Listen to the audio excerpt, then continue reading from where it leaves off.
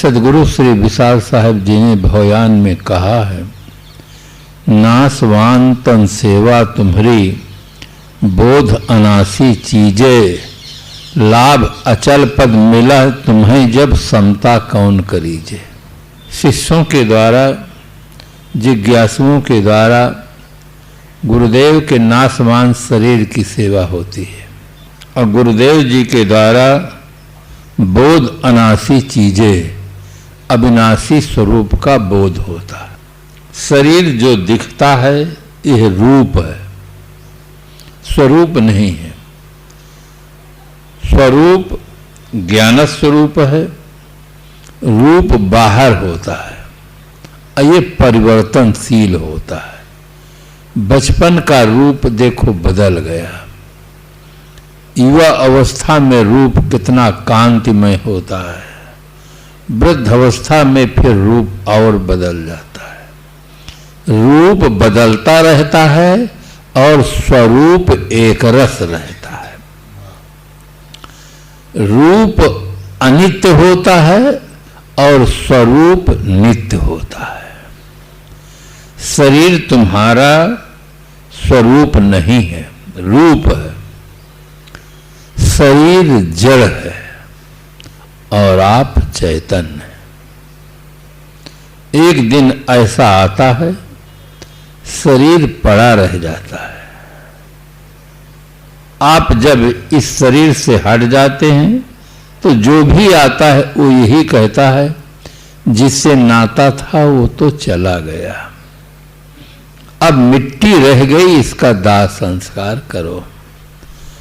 अब अपनी परंपरा के अनुसार कोई इस शरीर को जला देता है, कोई जमीन के नीचे दफना देता है, कोई पानी में छोड़ देता है, कोई स्थान विशेष में रख देता है, चील गीद कौवे खा जाते। यह शरीर जड़ है, दृश्य है, पर है और आप चैतन्य हैं, दृष्टा हैं, स्वा है।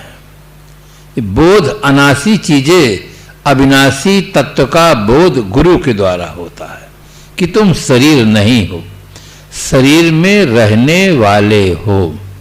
तुम्हारे नाते शरीर की शोभा है, तुम्हारे नाते सब हो रहा है। देखना, सुनना, खाना, पीना, हंसना, बोलना, चलना, फिरना, सोना, जागना, खाना, पीना, सब हो रहा। अगर तुम हट जाओ तो ये सब बंद हो जाएगा। इसलिए तुम शरीर नहीं, शरीर में रहने वाले चैतन्य हो, अविनाशी हो। शरीर निरंतर बदलता रहता है, इसको जानने वाला कौन है? आप हैं। हाथ, पैर, आंख, कान, नाक, दांत, जीवा, मस्तिष्क, हृदय, ये कोई भी अंग अपने को नहीं जानते हैं कि मैं क्या हूं, किंतु मैं सबको जानता हूं कि ये हाथ है, ये पैर है, ये आंख है, कान है, नाक है, दांत है। सबका जानने वाले आप हैं, सबके देखने वाले आप हैं, सबका जनैया, दृष्टा, साक्षी मैं चैतन्य हूं। ऐसा बोध गुरुदेव के द्वारा होता है। संसार के लोग तो यही बताते हैं, जो दिखता है यही तुम हो। एड़ी से चोटी तक जो दिखता है यही तुम हो। एड़ी से चोटी तक जो दिखता है वो शरीर है, दृश्य है। उसका देखने वाला कौन है? उसका जानने वाला कौन है? उसको देखने वाले, जानने वाले आप हैं।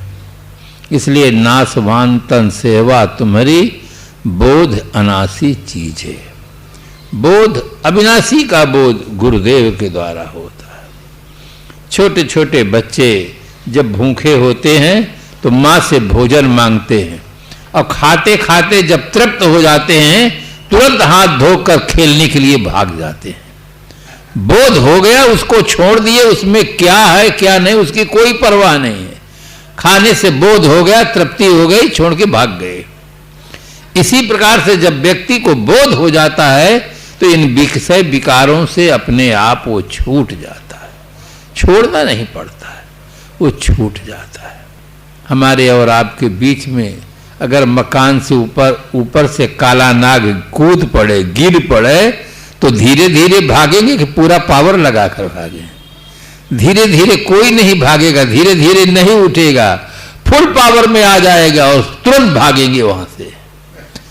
ऐसे जब व्यक्ति को बोध हो जाता है तो ये बोध होता है कि ये विषय विकार ही हमारे जीवन को परतंत्र बनाकर रखे।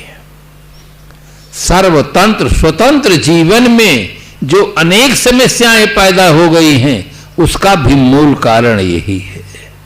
स्वतंत्र जीवन परतंत्र हो गया है, उसका भी मूल कारण यही है। जैसे बोध होगा उस व्यक्ति का फिर लक्ष्य वहां से हट जाएगा। जिसको पाने के लिए आदमी लाखों रुपया खर्च करता है शादी के, अब बोध हो जाए तो तुरंत वहां से वो छोड़ करके अलग हो जाए। बोध की बहुत बड़ी महिमा है। व्यक्ति को बोध हो जाए, भीतर से वस्तु स्थिति का बोध हो जाए, तो उसके जीने की दिशा और दशा में आमूल परिवर्तन हो जाता है। लोगों को बड़ा आश्चर्य होता है, कल तक ये व्यक्ति जिस चीज को पाने के लिए लालायित था, पैसा खर्च करता था, समय खर्च, आज क्या हो गया इसको? ये छूता ही नहीं, देखता ही नहीं, जाता ही नहीं उधर, इसको मिल क्या गया? मैत्रेयी कहती है, मुझे संपत्ति नहीं चाहिए, आपको क्या मिल गया है हमसे छोड़कर आप अलग हो रहे हैं, वही हमको दीजिए, जो आपको मिला है वही हमको दीजिए। क्या मिला है? बोध मिला है। ये वासनाएं पदार्थों के उपभोग से शांत नहीं हो सकती हैं। जीवन शांत हो जाएगा, वासनाएं शांत नहीं होती हैं। आदमी 10, 20, 50 साल तक पदार्थों को ग्रहण करता रहता है। जितना ग्रहण करता है उतनी उसकी वासनाएं मजबूत होती हैं, पुष्ट होती हैं, आसक्ति बढ़ जाती है, उतना वो उसके बिना नहीं रह पाता है। अगर बोध से त्याग हो जाए तो सदा के लिए वो वासनाएं छूट जाती हैं, व्यक्ति का स्वतंत्र जीवन हो जाता है। इसलिए लाभ अचल पद मिला तुम्हें जब, समता कौन करीजे। बोध से व्यक्ति को अचल पद मिल जाता है। वासना से चेतन चंचल रहता है, जाता है, और वासना मिट जाए तो चेतन अपने स्वरूप में अचल होकर सदा के लिए निराधार स्थित हो जाता है, सदा सर्वदा के लिए दुखों का अंत हो जाता है। तो सबसे बड़ा उपकार गुरुजनों का होता है, संतों का होता है, जहां से हमें बोध प्राप्त हो। सदगुरु श्री विशाल साहब जी ने कहा, काम विजय जय पत्र है, जा घट चेतन माहि, भाग प्रबल ते जीव की बोध गुरु मिल जाए।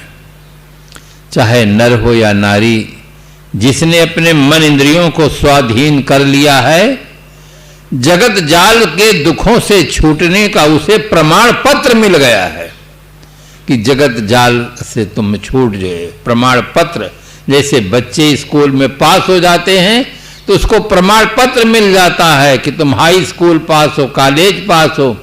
जगत से छूटने का, जगत जाल से बचने का प्रमाण पत्र क्या है?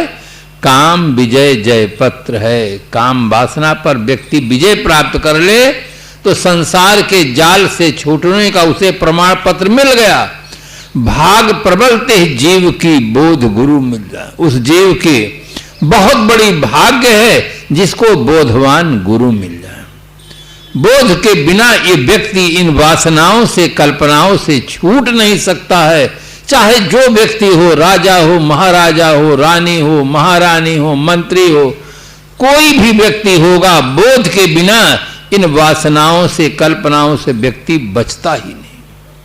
अब बोध हो जाए तो उसकी तरफ छूता ही नहीं, छूटता ही नहीं, सब छूट जाता है। जो कहते कि हमसे नहीं छूटेगा वो सदा के लिए छूट जाता है।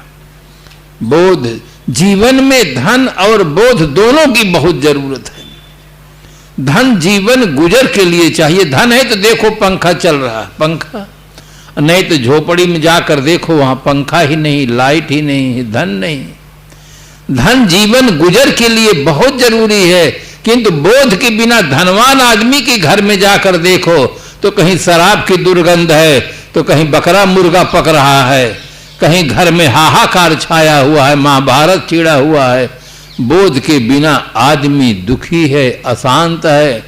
और सामान्य व्यक्ति नहीं, बड़े बड़े जंगल में तपस्वी कहलाने वाले भी बोध के अभाव में दुखी हैं, ईश्वर के लिए रो रहे हैं, एक संसार के लिए रो रहा है। तथाकथित धार्मिक कहलाने वाले व्यक्ति ईश्वर के लिए रो रहे हैं कि हे भगवान, हम कौन सा पाप किए हैं, हम पापी को आप दर्शन क्यों नहीं देते हैं।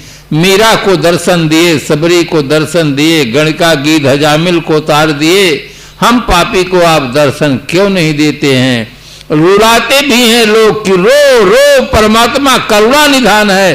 तो कभी तो उसके कान में भनक पड़ जाएगी कि हमारे लिए कोई रोता है, परमात्मा आकर दर्शन देगा। तो वहां भी विरक्त कहलाने वाले लोग भी रोते हैं, भटकते हैं। परमात्मा के संबंध में आत्मा से भिन्न परमात्मा कहीं नहीं है, किंतु बोध के बिना ये भ्रांति मिटती नहीं। बोध की बहुत जरूरत है। एक बहुत प्रसिद्ध गुरुजी बता रहे थे कि परमात्मा ने जगत को बनाया है, परमात्मा न्यायी है, दयालु है, सर्वशक्तिमान है, सर्वव्यापक है, सर्वनियंता है।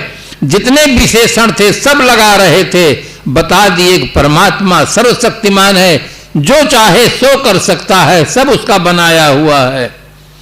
जब उनका प्रवचन समाप्त हुआ तो मैंने पूछा कि महाराज जी, एक बात समझ में नहीं आई है। उन्होंने कहा, कौन सी बात समझ में नहीं आई? मैंने कहा, परमात्मा जब दयालु है, सर्वशक्तिमान है, तो ऐसा दुखदाई जगत बनाया है जिसमें सब जीव दुखी हैं। परमात्मा के बनाए हुए जगत से मुक्ति पाने के लिए आपको उपदेश देना पड़ता है, हमको साधना करना पड़ता है। तो दयालु सर्वशक्तिमान परमात्मा ऐसा दुखदाई जगत क्यों बनाया महाराज जी? यह बात समझ में नहीं आती। मेरे प्रश्न को सुनकर वो आंख बंद कर लिए, ध्यान में उतर गए।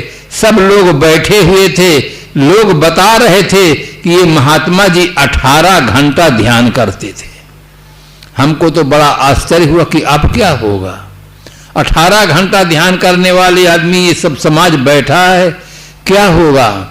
हमें ये विश्वास था कि आंख खोलेंगे तभी तो यहां से उठेंगे, इसलिए हम लोग इस विश्वास से बैठे रह गए। आधा घंटा के बाद वे आंख खोले और उत्तर दिए कि यह बात तो भगवान परमात्मा ही जान सकता है, आदमी नहीं जान सकता। तो बोध के बिना भटक रहे। विदेशी गाड़ियां उनके पास थी, विदेशी आदमी थे, लोग समझ रहे थे कि बहुत ऊंचे महात्मा हैं, बहुत ऊंचे महात्मा हैं। किंतु एक ही प्रश्न भीतर की दशा को बता दिया कि वहां बोध नहीं है, कि जगत ये अनादि रहाया हुआ है, नहीं ये किसी का बनाया हुआ है। जगत अनादि है। अनादि का अर्थ होता है अन धन आदि बराबर अनादि। अन माने नहीं, आदि माने शुरुआत। जिसकी कभी शुरुआत न हुई हो उसे कहते हैं अनादि। जैसे पहले संसार में स्त्री बनी कि पुरुष बना, कर्म बना कि देह बना, मुर्गी बना कि अंडा बना, बीज बना कि वृक्ष बना। इसको कोई व्यक्ति शुरुआत नहीं बता सकता है कि पहले ये हुआ है। अगर कहो पहले स्त्री पैदा हुई तो पुरुष के बिना स्त्री कहां से आ गई? हाँ हाँ महाराज, पहले पुरुष हुआ। पुरुष कहां से हुआ? जब स्त्री थी ही नहीं तो बच्चा कहां रहा, पालन पोषण कहां हुआ? तो जगत ये अनादि है, सदा से जगत है, आज भी है और आगे भी रहेगा। तो बोध की जरूरत दोनों पक्ष में है। धर्म का दो स्वरूप है, एक है जीवन जीना और एक है मान्यताओं का। धर्म का प्रैक्टिकल स्वरूप है, व्यवहारिक स्वरूप है सदाचरण, पवित्र आचरण। जीवो और जीने दो। पवित्र आचरण ये धर्म का व्यवहारिक स्वरूप है। आप मान्यताओं के क्षेत्र में परम स्वतंत्र हैं, चाहे आप ईश्वरवाद माने, ब्रह्मवाद माने, अवतारवाद माने, भौतिकवाद माने, कुछ भी माने, आपका आचरण भर अच्छा न हो तो चाहे जितना टंट घंट करते हो वो आपकी कोई रक्षा करने वाला नहीं है। कोई व्यक्ति आपको नहीं कह सकता है कि आप धार्मिक आदमी हैं। धर्म का व्यवहारिक स्वरूप है सदाचरण और आध्यात्मिक स्वरूप है अपने सत्ता का बोध होना, निर्विवाद है। सब पर संदेह हो सकता है, स्वर्ग है या नहीं इस पर संदेह हो सकता है, नरक है या नहीं इस पर संदेह हो सकता है, जगत का बनाने वाला कोई परमात्मा है या नहीं इस पर संदेह हो सकता है। पाश्चात्य मनोवैज्ञानिक टेंसली ने लिखा है यह बात उतनी सही नहीं है कि ईश्वर ने मनुष्य को बनाया है जितनी यह बात सही है कि मनुष्य ने ईश्वर को बनाया है। कितना विचारों में अंतर है। विश्व विभिन्न विचारों का केंद्र है, किंतु दुनिया में कोई भी आदमी ये कहने का साहस नहीं कर सकता है कि मैं नहीं हूं। मैं हूं ये निर्विवाद सत्ता है। इसीलिए डेकार्ट ने लिखा I think therefore I am. मैं सोचता हूं इसलिए मैं हूं। अगर मैं होता नहीं, वास्तव में उसको होना चाहिए कि मैं सोचता हूं इसलिए मैं हूं। मैं अगर नहीं होता तो सोचता कौन, देखता कौन, जानता कौन, मानता कौन? सबका जानने वाला, देखने वाला, मनन करने वाला, चिंतन करने वाला मैं तत्व है। मैं तत्व सार्वभौम तत्व है, निसंदेह तत्व है। मैं की सत्ता निर्विवाद है। जैसे कोई आदमी ये कहे कि मैं नहीं हूं तो उसका कहना उसी प्रकार से है जैसे कोई व्यक्ति कहे कि मैं मर गया हूं, मैं मर गया हूं। उसका बोलना प्रमाणित करता है कि मैं हूं। मैं अगर नहीं होता तो बोलता कैसे कि मैं मर गया हूं, मैं मर गया हूं। इसी प्रकार से कोई आदमी ये कहे कि मेरे मुख में जिह्वा नहीं है, मेरे मुख में जिह्वा नहीं है, तो जिह्वा के बिना कहता कैसे है कि मेरे मुख में जिह्वा नहीं? अगर मैं नहीं हूं तो कहता कैसे है कि मैं नहीं हूं? मैं हूं ये निर्विवाद सत्ता है। आत्म सत्ता निर्विवाद सत्ता है। इसलिए साहब ने कहा आत्म ज्ञान बिना नर भटके, कोई मथुरा कोई काशी, पानी में मीन पियासी, मैं सुन सुन आवे हंसी। आत्मज्ञान के अभाव में आज आदमी भटक रहा है। देखो मिट्टी की मूर्ति बना करके, रंग करके आदमी जा करके आरती करता है, हाथ जोड़ता है, प्रार्थना करता है और फिर अंतिम में क्या करता है? तालाब में या नदियों में जाकर उसे छोड़ देता है। आपके घर में कोई मेहमान आए, खूब अच्छी तरह से स्वागत और सम्मान करें और चलते समय नदी में डुबा दें। अगर वो बच गया तो जिंदगी में कभी आपके यहां आने वाला नहीं है। कैसी भक्ति है, कितना लोग भटक रहे हैं। साहब की बात एक याद आकर के इतनी मन में हंसी आती है, प्रसन्नता होती है कि आज सदगुरु नहीं मिले होते तो हम लोग भी उसी धारा में बहते हैं। ये बहुत बड़ा सौभाग्य है कि आज सब प्रकार से हमारी सुरक्षा है। आत्म ज्ञान बिना नर भटके, भटक रहा है, बढ़िया से बढ़िया मिठाई खा के जहर तमाकू खा रहा है, बीड़ी पी रहा, सिगरेट पी रहा, शराब, यहां भी तो भटकाव ही है और कुछ उसमें है नहीं। अगर उसमें कुछ होता तो आदमी एक बार खा करके तृप्त हो जाता, पी करके तृप्त हो जाता, उसमें कुछ नहीं, किंतु भटक रहा है। आज सदगुरु के बोध की बहुत जरूरत है। हर आदमी को स्वसत्ता का बोध होना चाहिए, सुख दुख का बोध होना चाहिए, जड़ चेतन का बोध होना चाहिए, कर्तव्य अकर्तव्य का बोध होना चाहिए। हमें क्या करना चाहिए, क्या नहीं करना चाहिए। जो नहीं करना चाहिए उससे छूटे कैसे और जो करना चाहिए उधर प्रवृत्त कैसे हो, इसका हमें सच्चा बोध हो जाए तो जो नहीं करना चाहिए उससे हम बच सकते हैं और जो करना चाहिए उससे प्रवृत्त हो सकती है। हमारा लोक और परलोक दोनों सुंदर बन सकता है। इसलिए नासवान तन सेवा तुम्हारी, बोध अनासी चीजें, लाभ अचल पद मिला तुम्हें जब समता कौन करीजे। ये बहुत महत्वपूर्ण शब्द है सदगुरु का। हर आदमी को चाहिए कि हम अविनाशी सत्ता का बोध प्राप्त करें, सुख दुख के रहस्य का बोध प्राप्त करें और अपने जीवन को सुंदर बनाने के लिए हर संभव प्रयास करें। जैसे अपनी आर्थिक स्थिति को ठीक बनाने के लिए हर संभव प्रयास करते हैं, इसी प्रकार से अपने जीवन को ठीक बनाने के लिए हर संभव प्रयास करें। और आपके अंदर ऐसी क्षमता है, आपन तेज संभालो आप। सदगुरु कबीर साहब ने कहा, कर बहिया बल आपनी छाण वीरानी आस, जाके आंगन नदिया बहे सोकस मरे प्यास। ऐसा महान जीवन जीने का सौभाग्य प्राप्त हो सबको। इन्हीं शुभकामनाओं के साथ अपनी वाणी को विराम देते हैं। आप सबको बहुत बहुत धन्यवाद।